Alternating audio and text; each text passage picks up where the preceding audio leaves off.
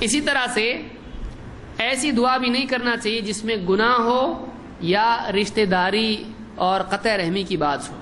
یعنی شریعت نے جو رشتے ناطے جوڑنے کا حکم دیا ہے، اللہ اس کے رسول نے جو رشتے جوڑنے کا حکم دیا ہے، اس کے خلاف دعا ہو، حقوق کی ادائیگی کے خلاف دعا ہو، حسن سلوک کے خلاف دعا ہو، ایسی دعا نہیں کرنا چاہیے. کسی کا حق ہے، ہم اس کے خلاف ہی بد دعا کر رہے ہیں، تو ایسی دعا نہیں کرنا چاہیے. قطع رحمی کی دعا نہیں کرنا چاہیے. اسی طرح سے کسی گناہ کی بھی دعا نہیں کرنا چاہیے.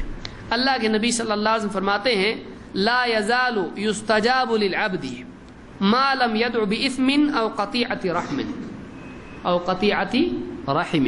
مسلم کی روایت ہے، آپ نے فرمایا کہ بندے کی دعا قبول ہوتی رہتی ہے، بندے کی دعا قبول ہوتی رہتی ہے جب تک کہ وہ کسی گناہ کی دعا نہ کرے یا پھر قطع رحمی کی رشتے ناطے توڑنے کی دعا نہ کرے، تب تک دعا قبول ہوتی. جب ایسی دعا کرتا ہے اللہ قبول نہیں کرتا ہے اس کو، گناہ کی دعا اللہ قبول نہیں کرتا ہے.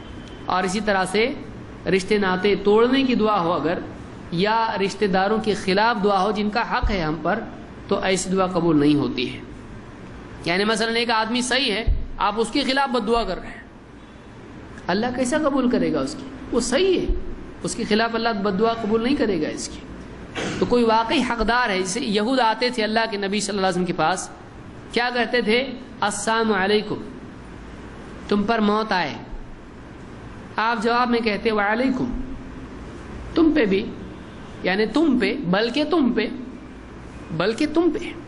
حضرت عائشہ نے بد دعا کی ان کے لیے. آپ نے کہا مہلا یا عائشہ، مت کہو. انہوں نے کہا تم پہ لعنت ہو، اللہ کا غضب ہو، تم پہ ہی موت آئے. حضرت عائشہ نے کہا، آپ سے کہا، حضرت عائشہ نے کہا کہ آپ نے دیکھا نہیں وہ کیا کہہ رہے ہیں؟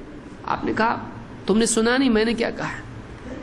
ان کی بد دعا میرے لیے قبول نہیں ہوگی، ہاں میری جو دعا ہے جواباً وہ ان کے حق میں قبول ہو جائے گی.